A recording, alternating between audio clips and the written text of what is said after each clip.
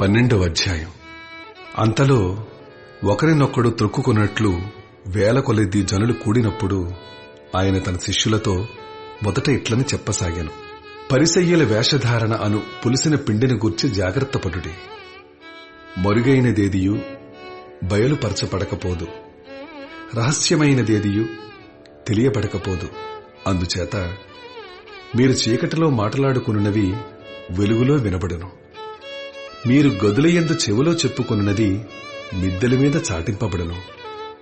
నా స్నేహితులైన మీతో నేను చెప్పునదేమనగా, దేహమును చంపిన తరువాత మరేమియూ చేయనేరని వారికి భయపడుకుడి. ఎవనికి మీరు భయపడవలెనో మీకు తెలియజేయుదును. చంపిన తరువాత నరకములో పడద్రోయే శక్తి గలవానికి భయపడుడి. ఆయనకే భయపడుడని మీతో చెప్పుచున్నాను. 5 పిచ్చుకలు 2 కాసులకు అమ్మబడును గదా, అయినను వాటిలో ఒకటైనను దేవుని ఎదుట మరువబడదు. మీ తల వెంట్రుకలన్నీయూ లెక్కింపబడి ఉన్నవి. భయపడకుడి. మీరు అనేకమైన పిచ్చుకల కంటే శ్రేష్ఠులు కారా? మరియు నేను మీతో చెప్పినదేమనగా, నన్ను మనుష్యుల ఎదుట ఒప్పుకొనివాడెవడో మనుష్య కుమారుడు దేవుని దూతల ఎదుట వానిని ఒప్పుకొనును. మనుష్యుల ఎదుట నన్ను ఎరుగనను వానిని నేనును ఎరుగునని దేవుని దూతల ఎదుట చెప్పుదును.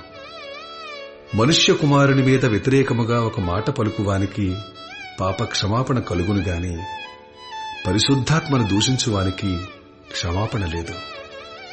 వారు సమాజ మందిరముల పెద్దల యొద్దకును అధిపతుల యొద్దకును అధికారుల యొద్దకును మిమ్మల్ని తీసుకొని పోవునప్పుడు మీరు ఎలాగూ ఏమి ఉత్తరమిచ్చెదమా, ఏమి మాటలాడుదుమా అని చింతింపకుడి. మీరేమి చెప్పవలసినదియు పరిశుద్ధాత్మ ఆ గడియలోనే మీకు నేర్పుననెను.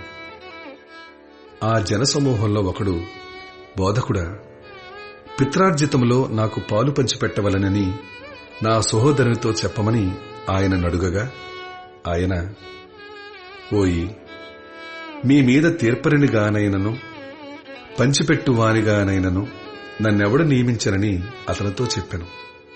మరియు ఆయన వారితో, మీరు ఏ విధమైన లోభమునకు ఎడమియ్యక జాగ్రత్తపడుడి.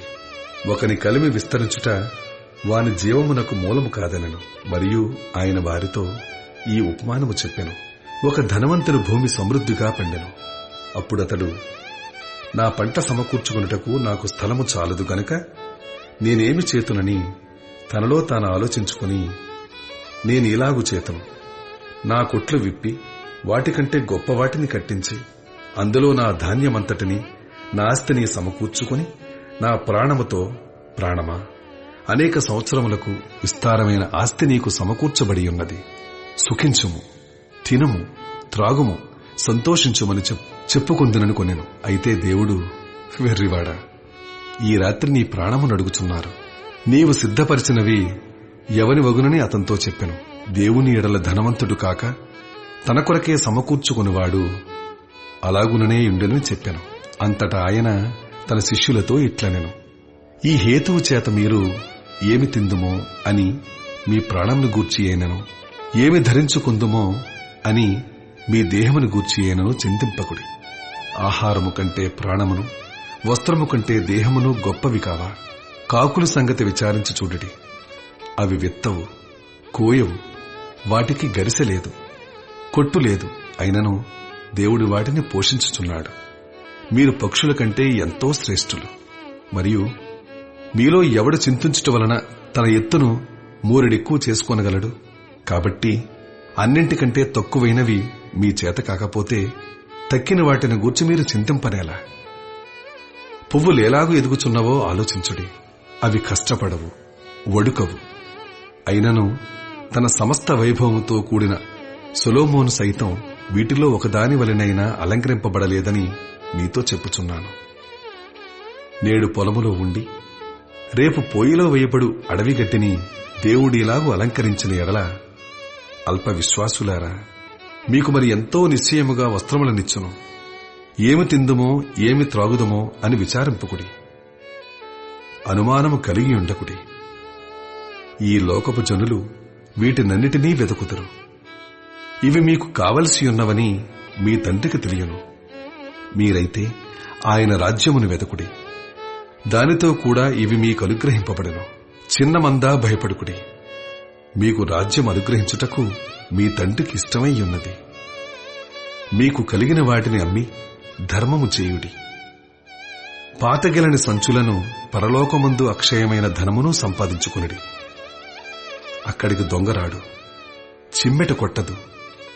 మీ ధనం ఎక్కడ ఉండునో అక్కడనే మీ హృదయం ఉండును. మీ నడుములు కట్టుకునియుండుడి, మీ దీపములు వెలుగుచుండనీయుడి. తమ ప్రభువు పెండ్ల విందు నుండి వచ్చి తట్టగానే అతనికి తలుపు తీయుటకు అతడెప్పుడు వచ్చునో అని అతని కొరకు ఎదురుచూసు మనుష్యుల వలె ఉండుడి. ప్రభువు వచ్చి ఏ దాసులు మెలకువగా ఉండుట కనుగొనునో ఆ దాసులు ధన్యులు. అతడు నడుము కట్టుకుని వారిని భోజన పంక్తిని కూర్చుండబెట్టి తానే వచ్చి వారికి ఉపచారము చేయునని మీతో నిశ్చయముగా చెప్పుచున్నాను. మరియు అతడు 2వ జామున వచ్చినను 3వ జామున వచ్చినను ఏ దాసులు మెలకువగా ఉండుట కనుగొనునో ఆ దాసులు ధన్యులు. దొంగ ఏ గడియను వచ్చునో ఇంటి యజమానునికి తెలిసిన ఎడల అతడు మెలకువగా ఉండి తన ఇంటికి కన్నం వెయ్యనియేడని తెలుసుకొనుడి. మీరు అనుకొనని గడియలో మనుష్య కుమారుడు వచ్చును గనుక మీరును సిద్ధముగా ఉండుడని చెప్పెను.